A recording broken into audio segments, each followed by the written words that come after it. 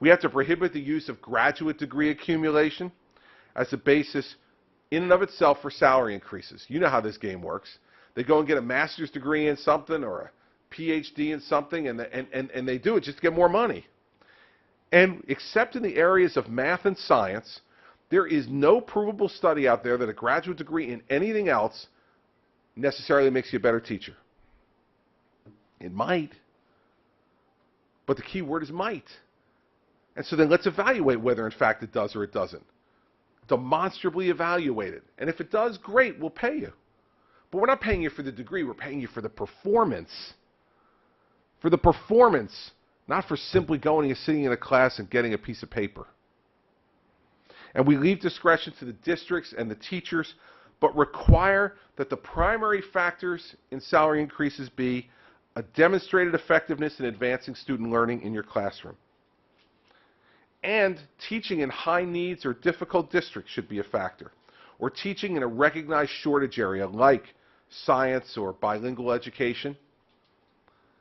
We need more science teachers. We need more bilingual education teachers. We need teachers in those high-risk districts. Let's reward them more.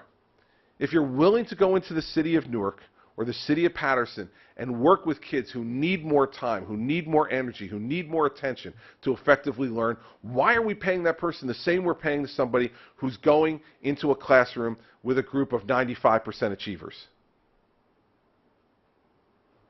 Well, it's the same thing as running a business. You have a need in a particular place, you want to attract great talent there, and it's going to be a difficult job. Show them that out in the distance, if you do your job the right way, there are greater rewards available for you. When did capitalism become a dirty word in education? We reward everyone else in our society based on that, but we left teachers by the side of the road. Why? Because their unions are in place to absolutely protect the worst. Good teachers in our school system today don't need a union. They don't need one. I'm not saying they shouldn't have one. If they want one, they can have it. I don't care. But they don't need it. They don't do anything for the good teachers. They're there to protect the lousy ones so they continue to pay their compulsory dues every year. Jeff Canada from the Harlan Children's Zone, who I have great admiration for, said it best when talking about teachers who are giving everything they've got in the hardest districts with the most difficult students. The system doesn't acknowledge it or reward it. If you want a system that's going to work with these children, you need to attract the best teachers there and acknowledge the fact that they're making a sacrifice and reward them for producing success. This does not seem to me to be a radical idea. It's time to liberate teachers from the yoke of the union rules that are placed upon them and us that prevent achievement. These things do that. We base it on merit. And let's give flexibility to every teacher and to every principal to run their school the best way they can. Let's get rid of last in and first out.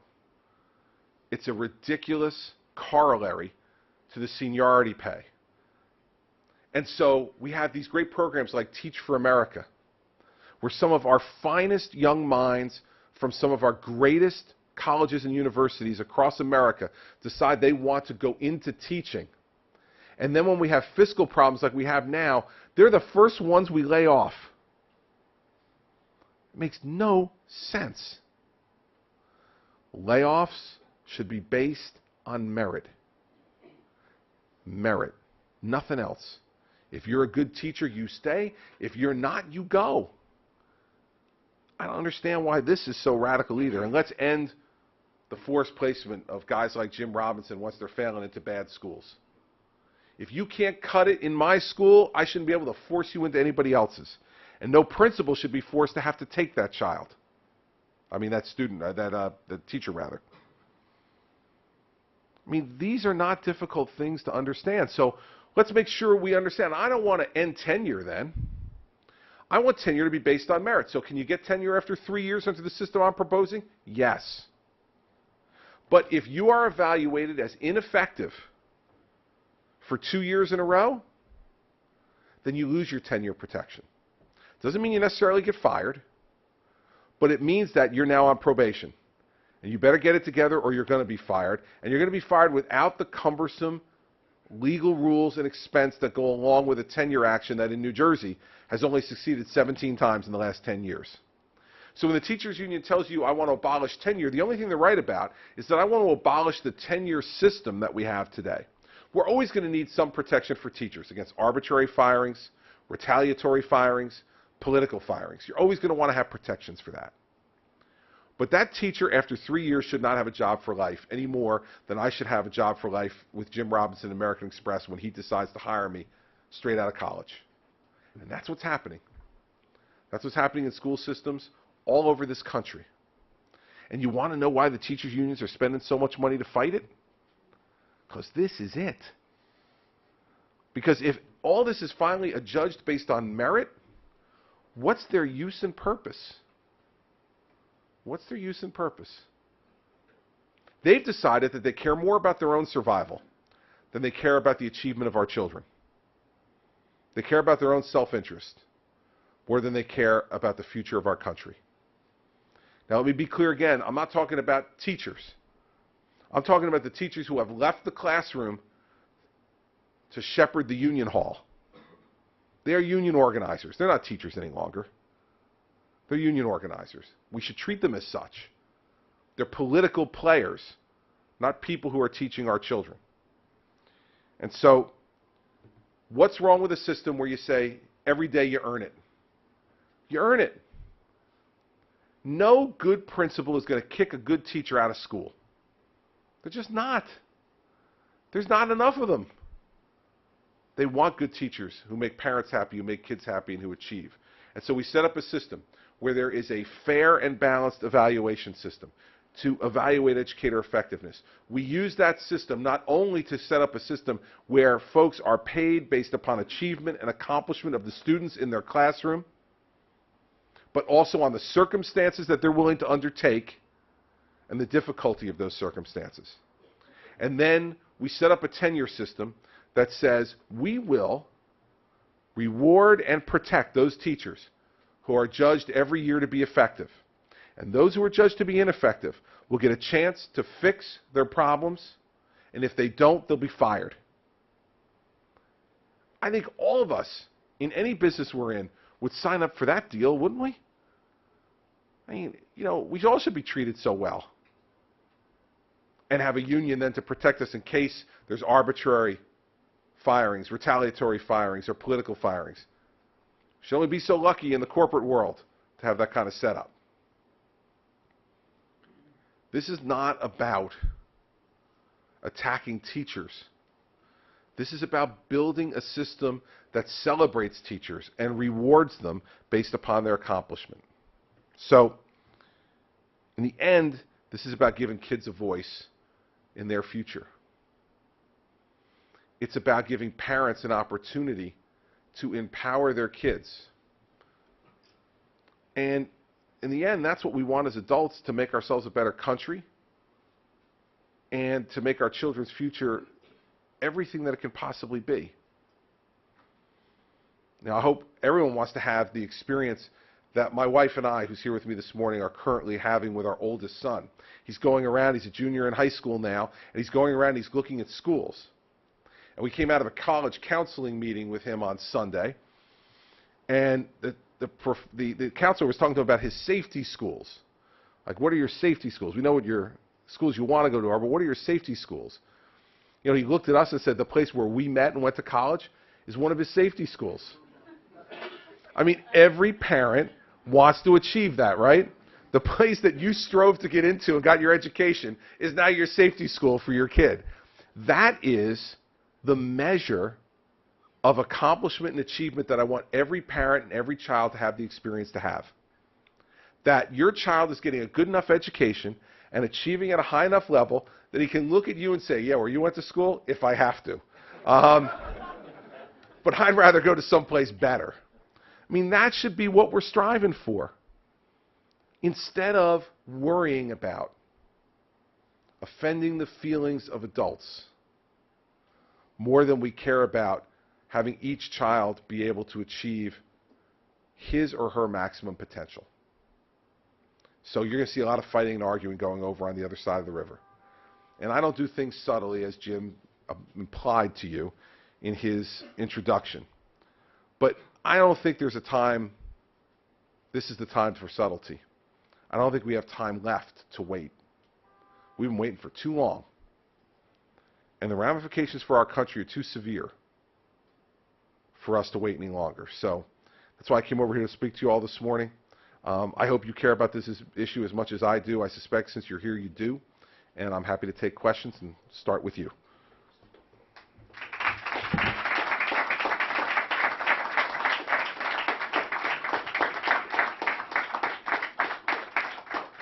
Well, thank you, Governor Christie, for an impassioned presentation. I agree with almost everything you've said. Let me ask you a two-part question, and it's a low-level and a high-level question. I think they're connected. You've indicated that there's a system that's badly in need of reform, particularly with regard to evaluating teachers. And yet, as I understood you, you're going to leave to the individual school districts in New Jersey, the teachers there, the responsibility for designing that evaluation system. Why would you trust the bureaucracy that you think has screwed things up to come up with evaluation systems that will be fair and that will be equitable across the state of New Jersey? Well, and the second, the connected question is, what do you think the appropriate local, state, and federal role is with respect to these issues? Where should Washington be involved? Where should the state be involved? And where is it essentially a local responsibility? I'll start with the last question first. My view is the federal government's main role is to use money to incentivize change. I don't think they should be setting specific policies at the federal level, specific requirements. I think that's government that's much too far away from the actual place where learning is happening or not. So I think that the federal government, I think the president has done a pretty good job at this with Race to the Top and some other issues where he's used money to try to drive change. And so I think that's what the federal government should be using predominantly, is decide how do we, in very broad strokes, want to change the system, and let's use federal money to try to drive that change. On the state level, I think we've gotten much too, and the Commissioner and I have talked about this a lot, much too involved in the micromanagement of each and every school district, which leads me into your first question. Listen, I trust teachers. I think teachers hate the current system. They hate having an ineffective teacher next door and making the same as they are and hurting those kids. And I believe if you empower teachers to be a large part of the decision-making process in how those evaluations work, and we'll set standards for what needs to be in there. 50% of it has to be on student performance, 50% on teacher practice. Of that student performance, at least 35% of it has to be based on test scores. The other 15% could be on measures that allow flexibility in that district, because each district is going to judge their children a little bit differently. And that all of the evaluation and use of tests should be based on growth, not on the raw score. Because some kids are going to start down in the 50s and some kids are going to start in the 80s. The raw number can't be what we determine. I think that's one of the mistakes we've made. It has to be about growth and progress. And that's the way teachers need to be evaluated. How did this child walk in, and how did they leave? And if they left significantly better than when they walked in, even if their number is still low because they started low, that teacher should be rewarded for that, because he or she has made progress happen.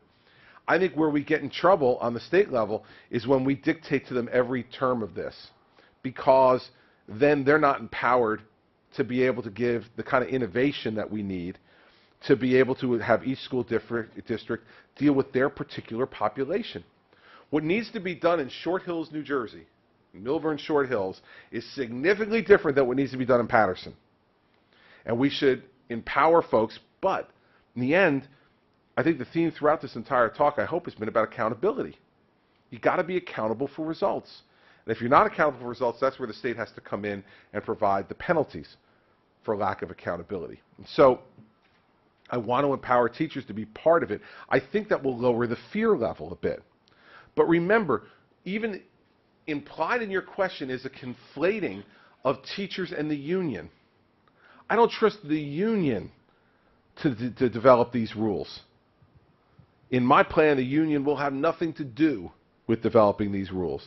The teachers in the individual districts will have to do it. The union will play no role in trying to do it. And I think that's where maybe the disconnect is a little bit. Other questions? Yes, sir, in the back. There's a microphone coming for you. Thank you. I thought your comments were very comprehensive. And how are we going to succeed as a country when our kids are going to school 180 days a year? We're still in an agrarian school calendar, as if my kids are going to bring in the harvest next week, where kids in Singapore, in Zurich, in Stockholm, are going 225 to 260 a year. You know, how is it that, you know, we think the American dream is, you know, 2 acres and a nice